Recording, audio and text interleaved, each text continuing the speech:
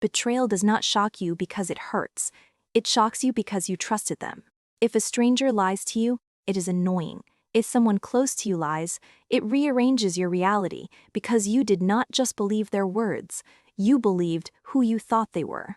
And that is the part that breaks. You replay the moments, the conversations, the signs you might have missed. You ask yourself how you did not see it, how you let them get that close, how you gave them that level of access, and the worst part is not even what they did.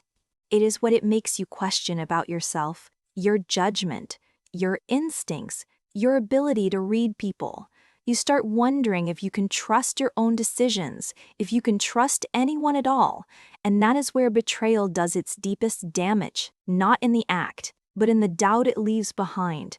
Here is what most people do not realize. Betrayal is not random. It follows a pattern, and once you understand that pattern, you stop blaming yourself for not seeing it sooner. And you start protecting yourself in a way that actually works, because betrayal never comes from strangers. It comes from proximity, it comes from access, it comes from emotional investment. A stranger does not know your weak spots, a stranger does not know what matters to you, a stranger cannot reach into your life and disrupt it, but someone close can. And that closeness is what gives them power. Not power over you as a person, but power within your environment. They know your habits, your triggers, your values. They know what you care about. And in healthy relationships, that knowledge creates connection. But in the wrong hands, it creates leverage.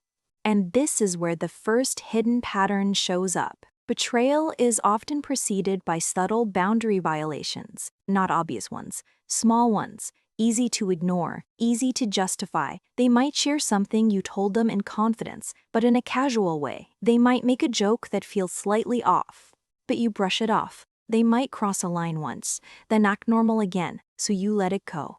Each moment seems too small to confront, so you store it. You rationalize it. You tell yourself it is not a big deal, but those small moments are not random. They are tests, not always conscious, but real. They are testing how much access they have, how much they can take without consequence, and if those tests go unanswered, they escalate slowly, quietly, until one day, the line that gets crossed is not small anymore, and now it feels like betrayal, sudden, unexpected. But in reality, it was built over time, layer by layer. And this is why it hurts so deeply, because your mind cannot reconcile it. You remember the good moments, the trust, the connection, and now you are trying to fit this new reality into that old image, and it does not fit. So your brain tries to fix it. Maybe it was a mistake. Maybe they did not mean it. Maybe there is a misunderstanding, and this is where most people get stuck. Not because they are weak, but because they are trying to preserve the image of the person they trusted. You are not just losing the person. You are losing the version of them you believed in, and that is a different kind of grief. But here is the deeper truth. The betrayal did not start when they crossed the big line. It started when the small things went unaddressed. And this is not about blaming yourself. It is about understanding the dynamic. Because you are operating from trust, from goodwill, from giving people the benefit of the doubt. That is not a flaw. But without boundaries, that goodwill becomes vulnerability, and people who are willing to betray will sense that. They will not announce it.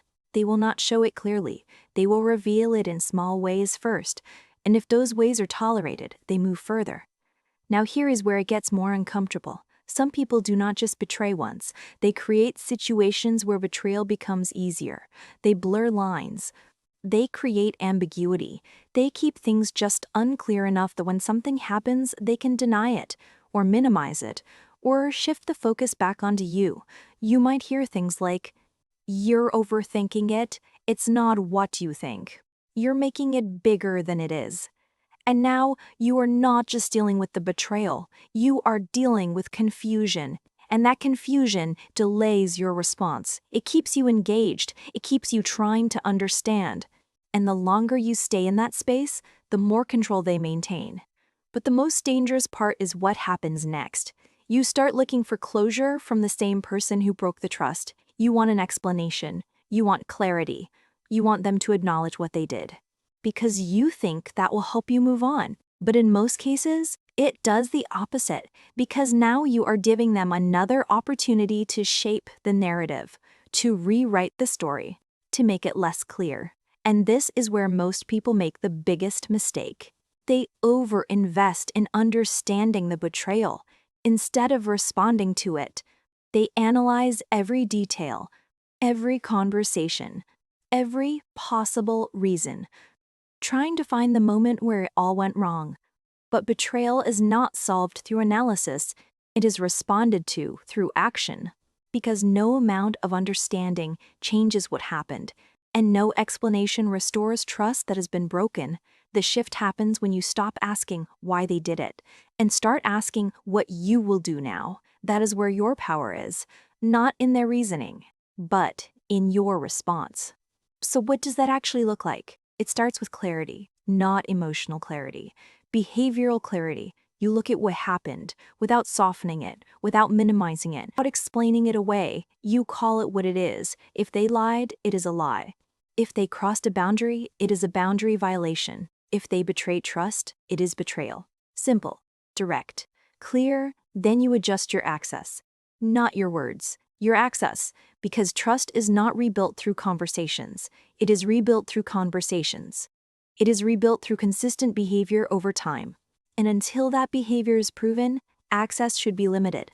That might mean distance. That might mean fewer conversations.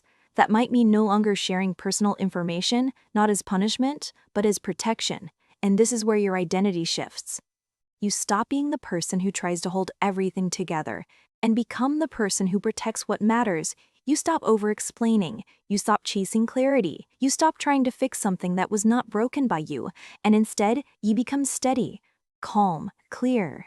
You do not need to announce it. You do not need to justify it. You simply change how you engage, and people feel that. The ones who respect you will adjust. The ones who relied on your openness will resist. They may question you. They may try to pull you back into old patterns. But if your response stays consistent, the dynamic changes, because betrayal only has power when access remains the same. Once access changes, the structure collapses. And this is the final truth that brings everything together. Betrayal does not come from strangers, because strangers do not have access to your trust. They do not have proximity to your life. They do not have the emotional leverage required to hurt you in that way. So the goal is not to become closed off. It is not to stop trusting. It is to become selective, intentional, aware of how access is given and maintained. Because trust is not just about believing someone. It is about observing them consistently, over time, and adjusting based on what you see, not what you hope, not what you assume, but what they show you.